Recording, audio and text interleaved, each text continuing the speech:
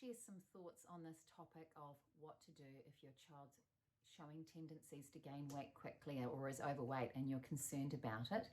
I mean, I am a coach who specializes in adults. I mean, I've seen people for weight loss now for 12 years, but most of my clients are mums. So, of course, this topic of how we should handle the situation with children is something that we do talk about a lot.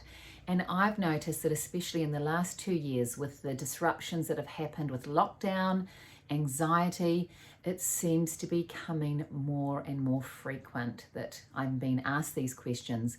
And I thought to myself, you know what?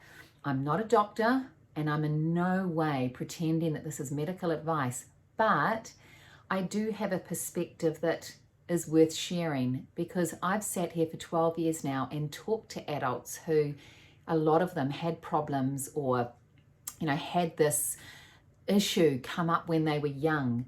And of course, for them, it's continued for them into adulthood. So I wanted to share the perspective of some of the things that I've learned in 12 years, some of the things that I put into play as a mum, because I've got 2 kids too, and in no way am I saying I'm an expert, but just some ideas to share with you that may help you. And then what I'm going to finish with is looking at some food suggestions so that, you can hopefully have some ideas on maybe how you could change your pantry at home, or possibly just some strategies to help you come up with a plan. Because I think the hardest thing with any parenting challenge or health thing is that it's who's the world's expert. We can't just go and buy a book that's going to tell us, well, how do we handle the situation? All we can do is, I hope, get some ideas from different people and formulate our own plan. Because one thing I know for sure, having a plan and things to try always feels a lot more empowering than having no clue what to do. Okay, so I wanted to just start with some of the more, behavioural things that I hear from adults who have struggled with their weight from when they were children.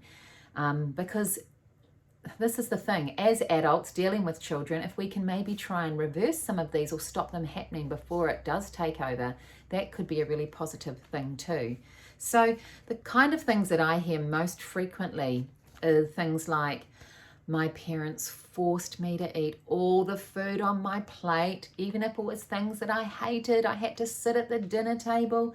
And that particular thing has caused them to now, in adulthood, have beliefs like, well, I have to finish all the food on my plate. And so they're overeating, or they just didn't gain that ability to, regulate their appetite. And a lot of the times it's blamed on that. That's probably the most common one that I hear, people being forced to eat food. Also things like, my mum was always on a diet and kept talking about it. So I always kept hearing it when I was growing up. And I'm a mum myself, so that's a challenging one, isn't it? So if you talk about that kind of thing in front of your child, maybe that's just something to be aware of, okay? Another one is, my sister was skinny or my brother was skinny, so they could eat whatever they wanted, but, I was a bit chubby, so I got put on a diet, or I couldn't eat the same food as them, and that's something that happened to my clients when they were younger, which has sort of stayed with them throughout their adult life. So because they couldn't get food when they were younger, the minute they got that little bit older, they wanted to eat it and couldn't control themselves. So, that's another common thing. And I guess my advice on this is, where possible, especially when it comes to dinner time, to try and make food not a battle, to make it a pleasant experience if possible, and not to think that your child is wrong if they have different tastes to you or different ways of eating. Now, of course, you might think, oh, this is easier said than done, but it's definitely something you could maybe have a conversation about with your child, create maybe some different set of rules around eating that are just more in line with what could work for them. So food is not a battle. We don't want food to be a battle. Now, one example of what I do, and again, I'm not saying I'm the world's expert, but one thing that I have done, which seems to be working well, so I have a son who's 15, daughter who's 12. Now, we don't often eat together because my son has got a lot of sports practices. My daughter does drama. So we might not be that conventional family that's always sitting down for dinner. But one of the things that I've tried to bring in since when they were young is, if they might only eat half the food on their plate, and then they say, oh, I'm not hungry, I don't want to eat the rest, I always say, okay, that's fine, you don't have to eat it, but you're not eating anything else until it's finished. So I let them leave the table, that's fine, I save their dinner, and then in an hour later when they tell me they're hungry, I'll be like, okay, well, you can go and have your dinner now, finish that, and then we'll think about if there's anything else coming.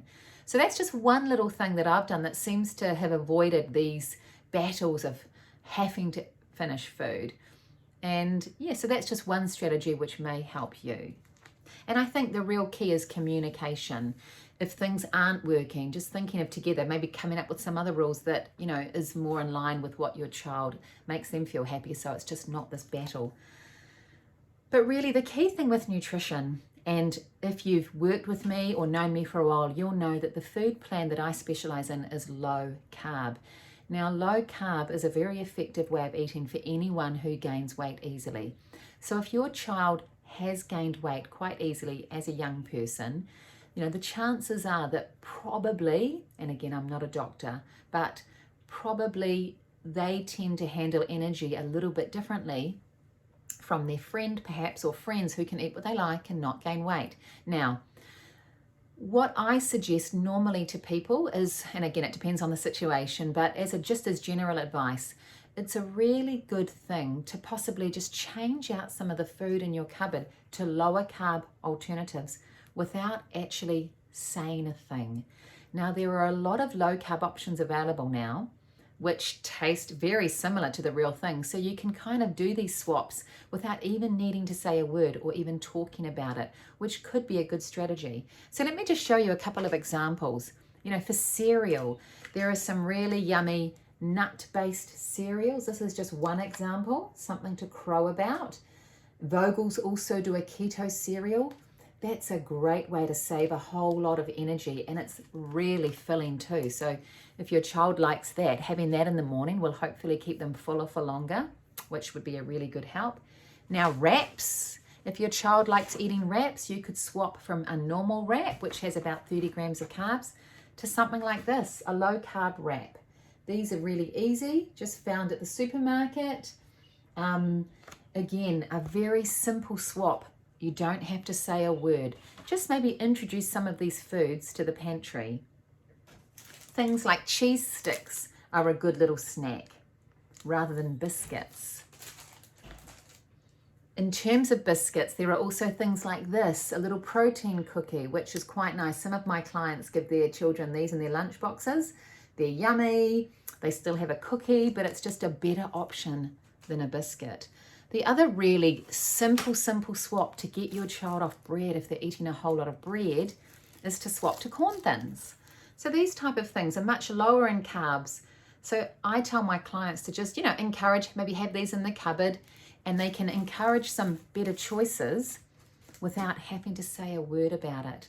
Now, on this note of low carb, if you don't understand the low carb way of eating, of course, you can always book in for an appointment with me and I can go through that with you to empower you with more knowledge on how you can maybe change your way of eating or just set your pantry up a bit differently. That's, of course, something that I can do because it really does make a difference.